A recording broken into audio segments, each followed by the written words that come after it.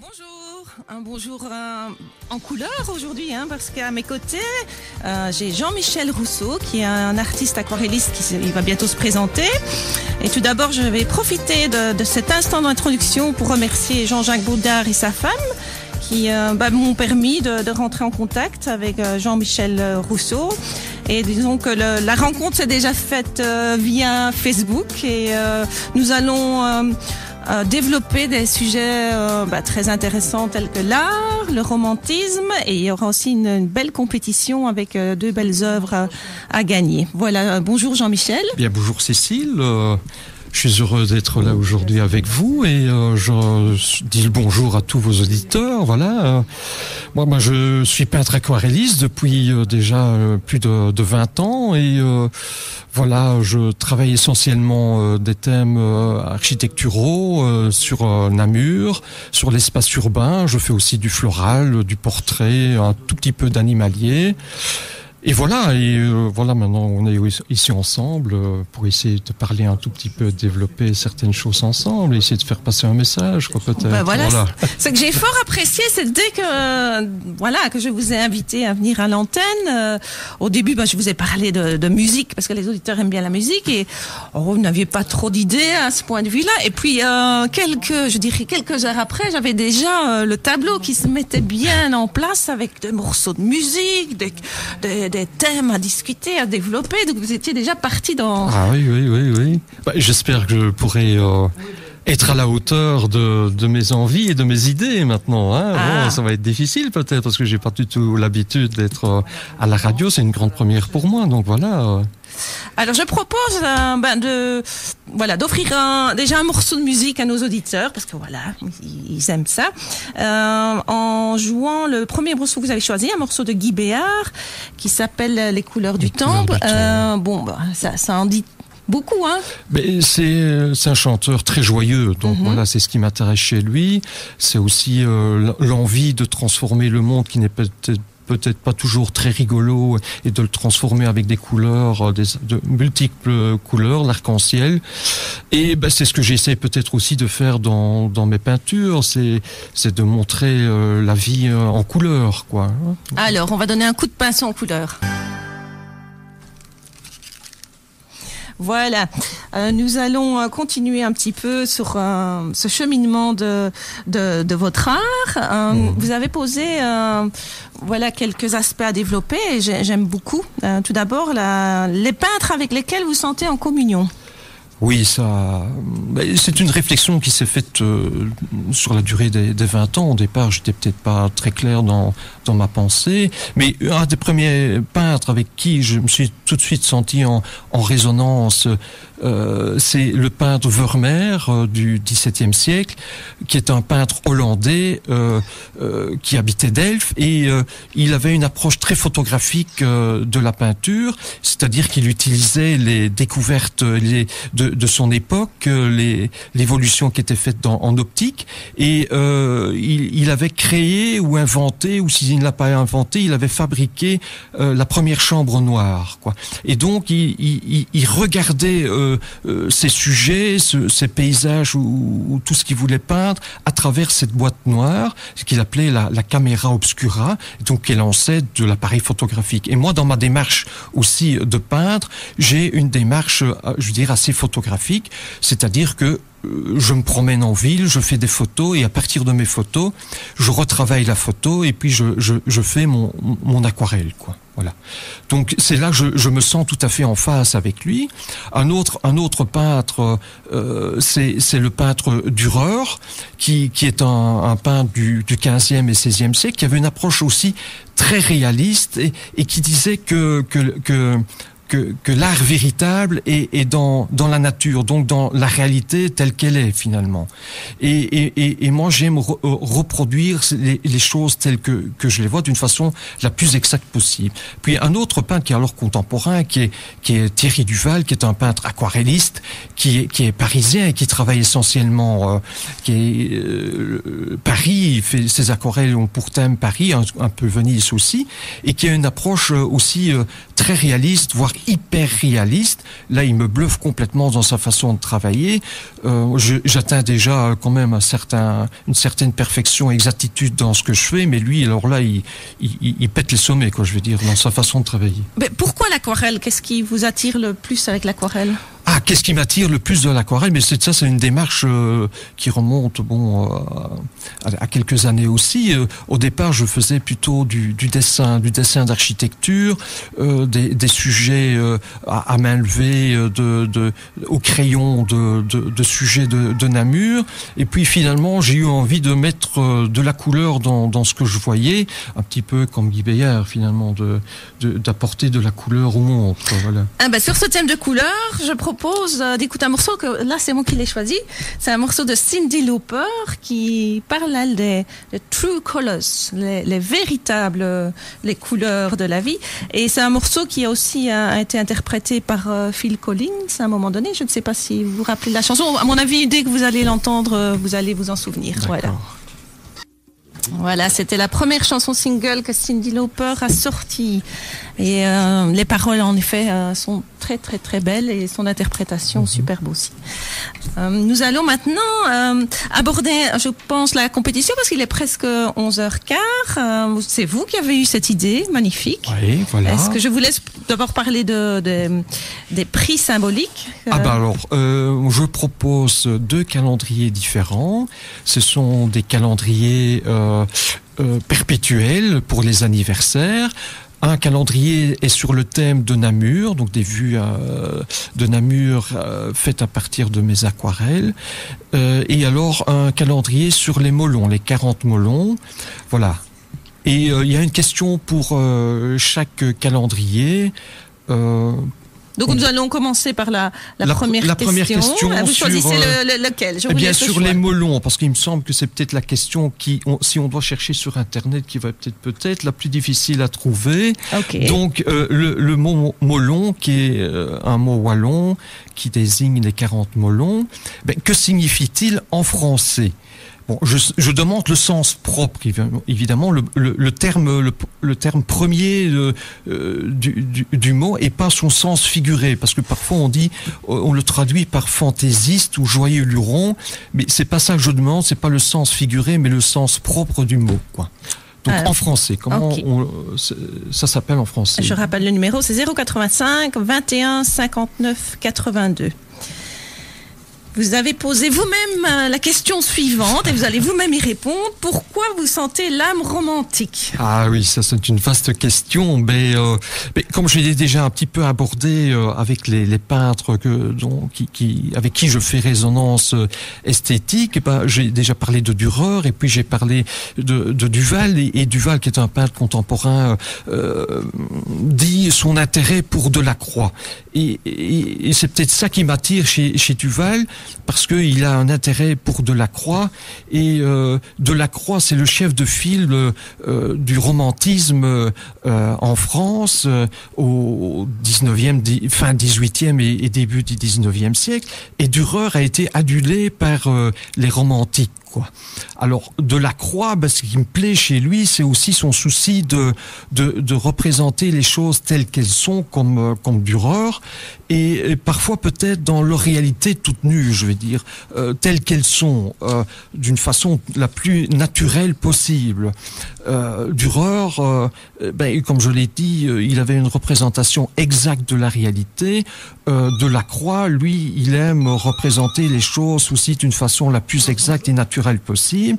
C'est en tout cas le cas dans son allégorie de la liberté guidant le peuple, ou si vous me permettez, il décrit Marianne d'une façon tout à fait osée, en la représentant les seins nus, sautant les barricades et ne cachant pas sa pilosité généreuse. Donc il y a une réalité, une approche réelle des choses, comme j'aime le faire dans ma peinture. J'aime représenter les choses d'une façon tout à fait exacte.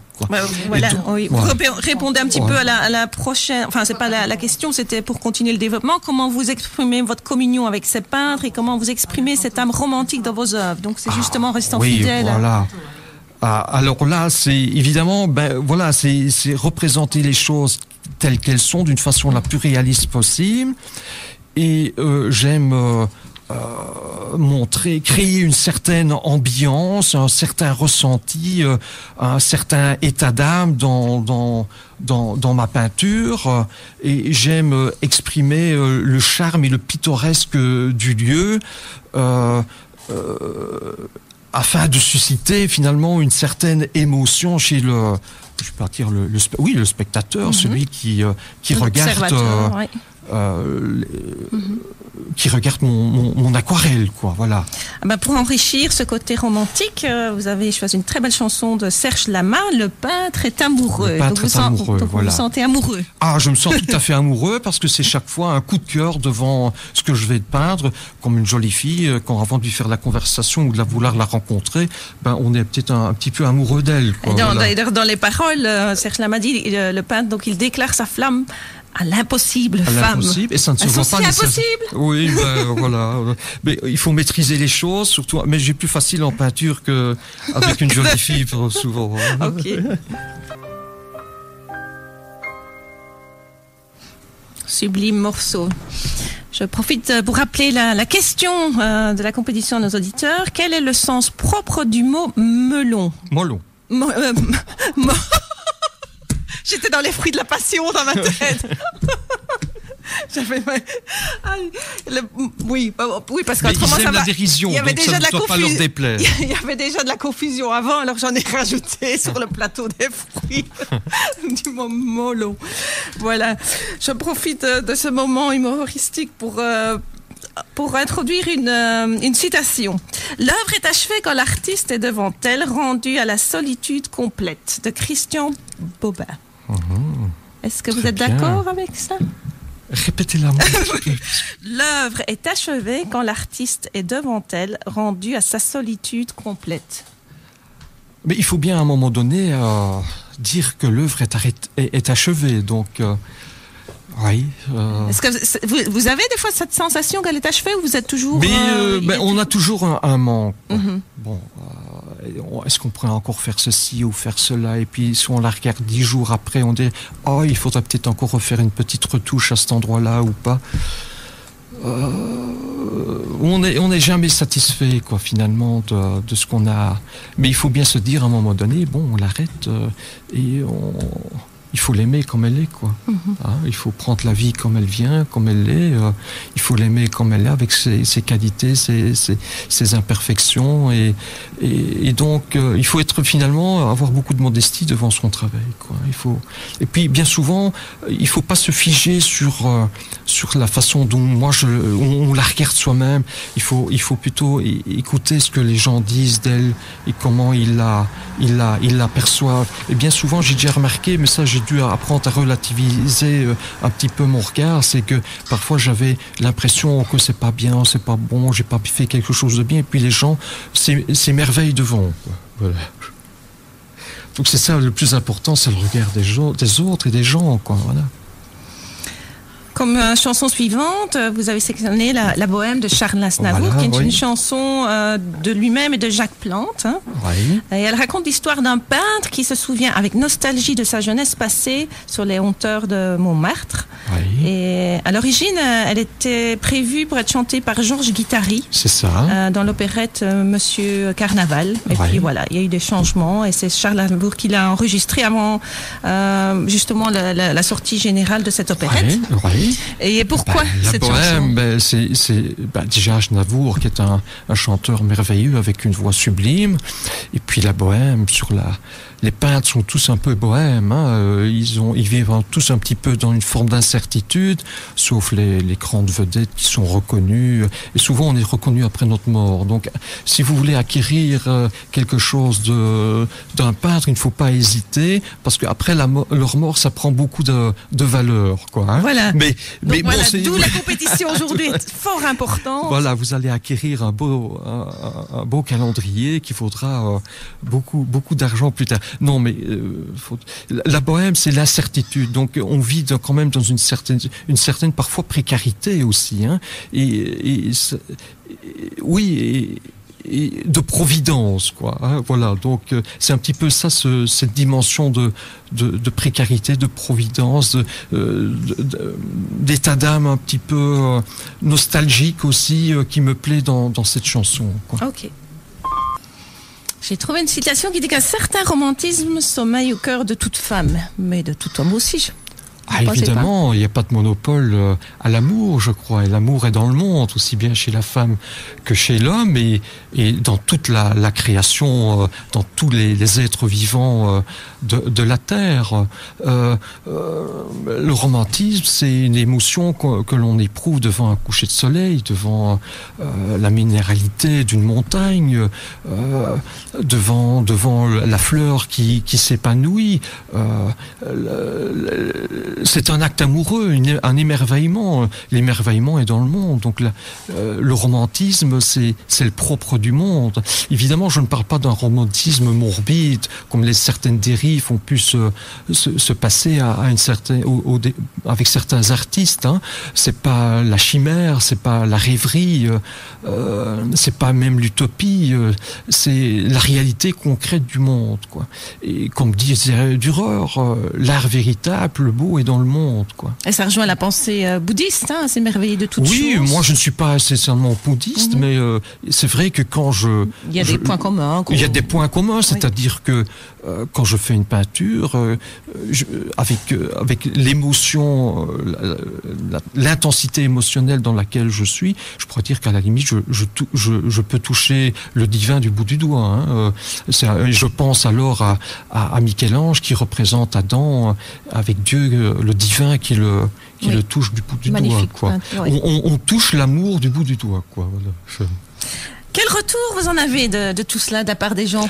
Le retour, ça vous nourrit? Ça nourrit, comme je le disais, ce qui est important, c'est le regard des autres, quoi, hein, plus que son propre jugement ou son propre regard qui parfois peut être un petit peu négatif. Alors moi, ce que j'aime, ce que j'entends chez les gens, c'est que on reconnaît notre belle ville, quoi. C'est la première réaction que j'ai, c'est une réaction, une émotion, un émerveillement. On reconnaît notre belle ville. On oublie de regarder comment notre ville est belle, quoi. Donc, à travers mes aquarelles, les gens se disent, mais on devrait peut-être regarder un petit peu mieux dans le milieu dans lequel on vit et comment il est beau, quoi, finalement. Voilà.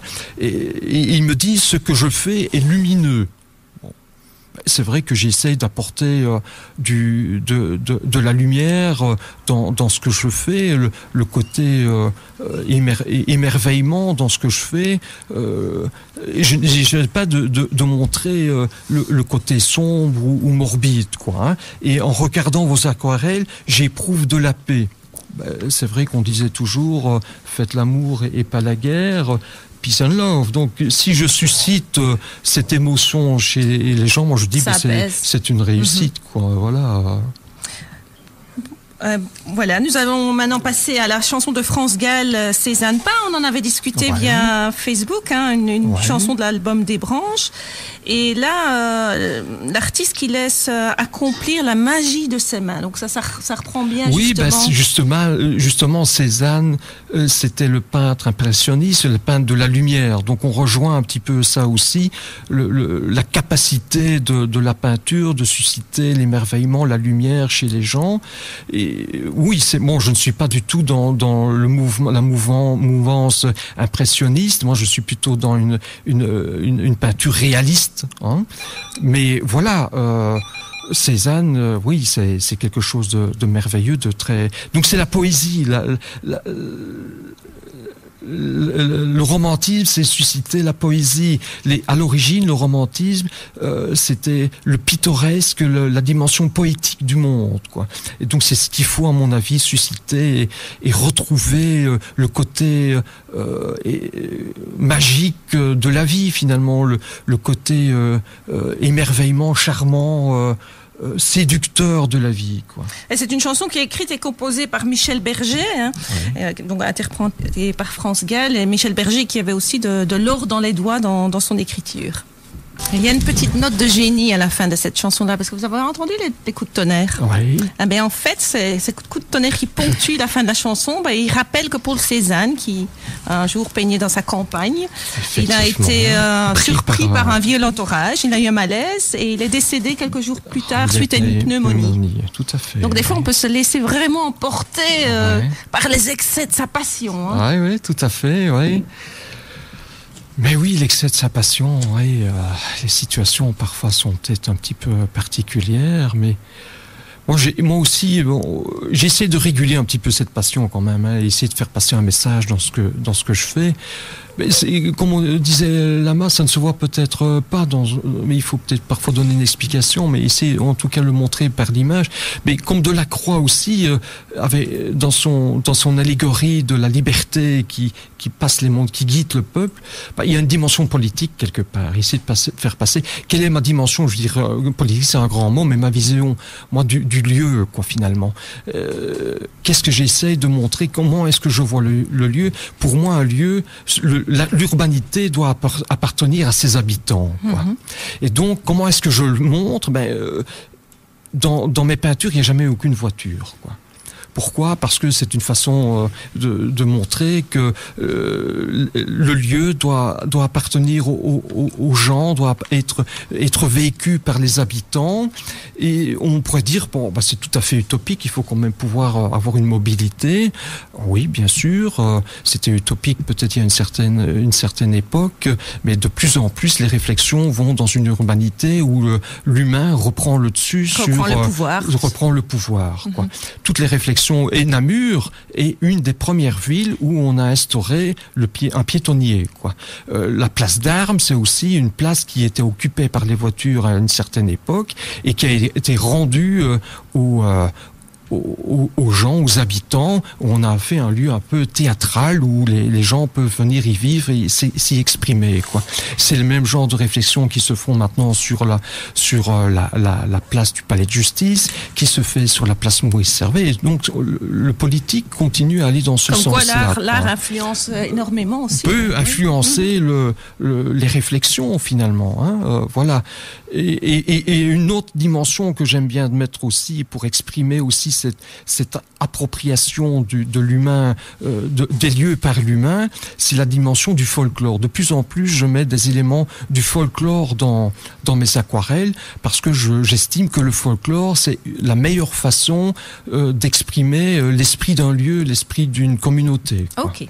Avant de passer à la deuxième question de la compétition et d'aborder vos activités du moment, je propose d'écouter un morceau de Norah Jones qui s'appelle Painter's Song, donc la chanson du peintre, qui vient de son album Come Away With Me, qui est d'ailleurs le titre d'une chanson qui a eu beaucoup de succès aussi.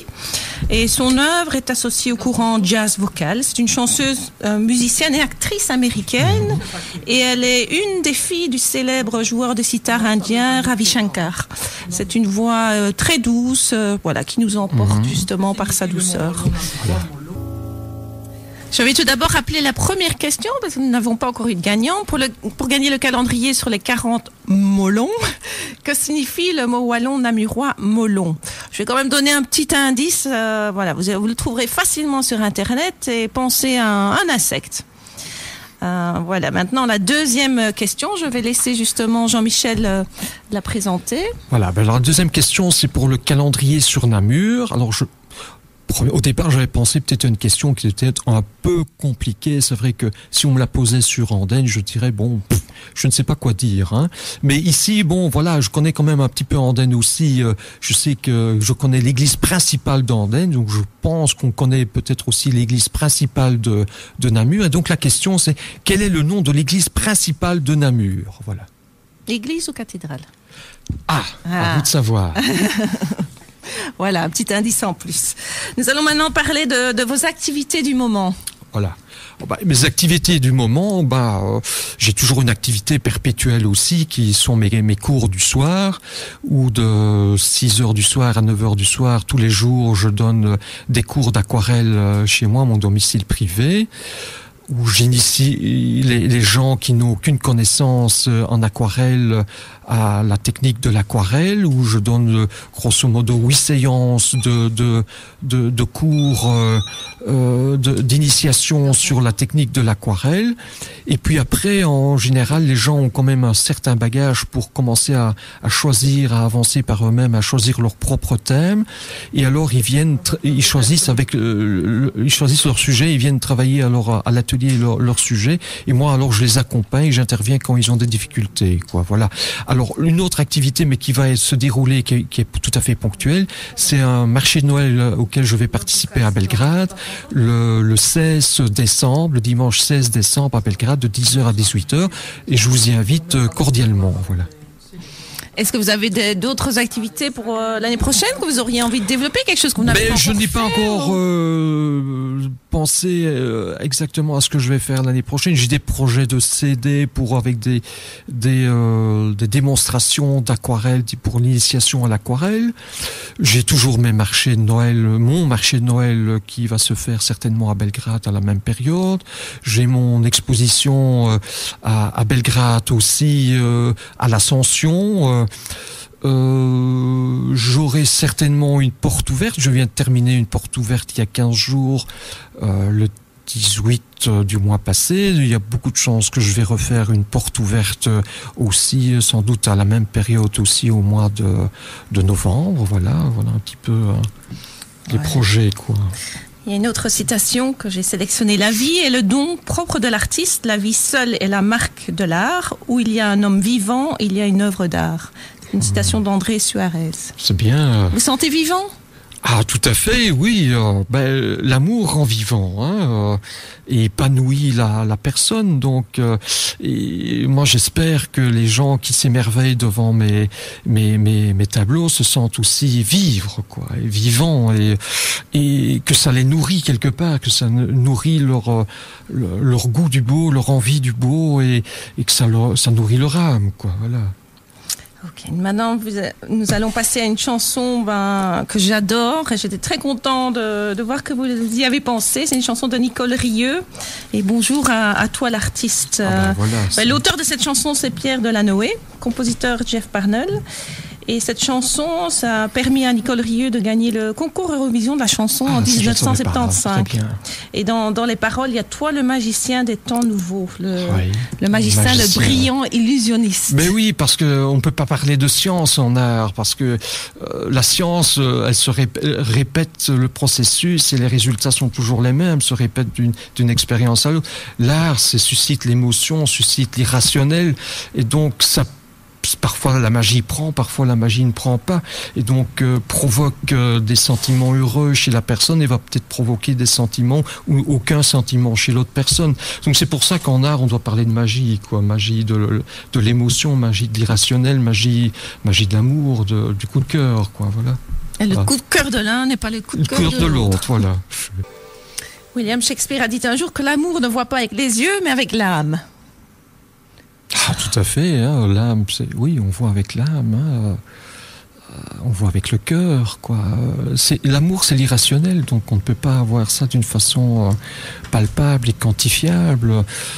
Évidemment, il y a la relation et le bonjour, bonjour l'artiste, il y a le bonjour, il y a la communication, il y a la relation, mais c'est avant tout une question d'âme.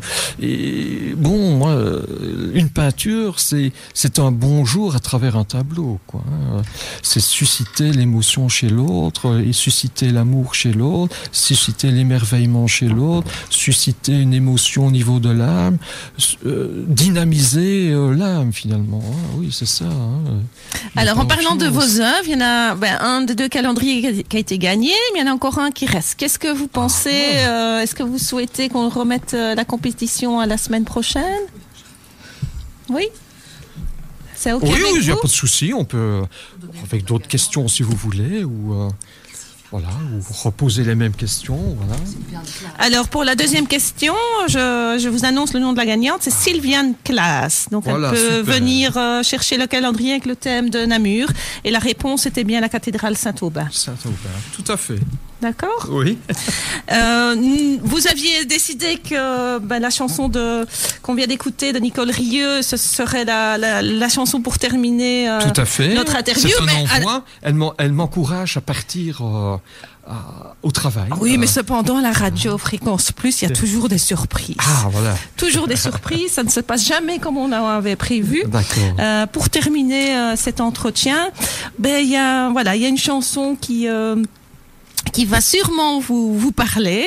Je vais l'annoncer dans quelques instants. Tout d'abord, j'aimerais vraiment vous remercier d'avoir pris ce temps pour venir à l'antenne. Et je savais que pour vous, c'était une première. Oui, tout à fait. Et comment est-ce que vous avez vécu cette expérience? Très bien, ça s'est très bien passé. Vous ne m'avez pas trop bousculé. Je ne vous ai pas trop bousculé. Je vais vous montrer mon... Je peux avoir de la douceur. Hein. Je peux avoir un peu de tout, mais je peux avoir de la douceur voilà, aussi. Vous avez très bien rebondi sur... Mes propos, et vous avez bien dirigé, encadré et canalisé, c'est très bien. Donc je me suis senti très amoureux. Voilà, très amoureux. Si vous avez des autres artistes ou des amis qui souhaitent partager quelque chose d'important, pourquoi pas. Je rappelle aussi à nos auditeurs que le studio est ouvert à tous et que chaque passion a sa place dans la vie. Et donc pour donner une petite touche de musicale, mais qui sort un petit peu des autres chansons qu'on a passées ce matin. Nous avons choisi avec Joël, parce que c'est Joël qui a touché un point que j'aimais bien la semaine passée en parlant de cette chanson-là, parce que le titre m'était venu et je ne savais plus de qui c'était. Et Joël, qui connaît toutes les chansons, a parlé de Vive le douanier Rousseau. Ah ben voilà. Qui est une chanson de la compagnie créole. Et en plus, vous n'êtes pas douanier, mais ça parle justement d'un tableau dans cette chanson. D'un tableau, voilà. Alors, je n'ai aucun lien de famille avec le douanier Rousseau, mais j'adore, c'était un peintre naïf, des choses merveilleuses,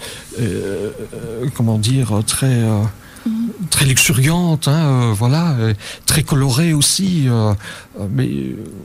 Moi, j'adore ce côté naïf du douanier Rousseau qui représente les choses d'une façon tout à fait remarquable et avec une puissance poétique aussi tout à fait remarquable. Et avant de jouer ce morceau-là, vous n'avez plus, en tant que douanier, vous n'avez plus rien à déclarer? Non, juste en laisser passer peut-être. Un laisser passer. Oui. Ok. Allez, on vous laisse passer. Alors merci et bon dimanche à tous. Merci à vous.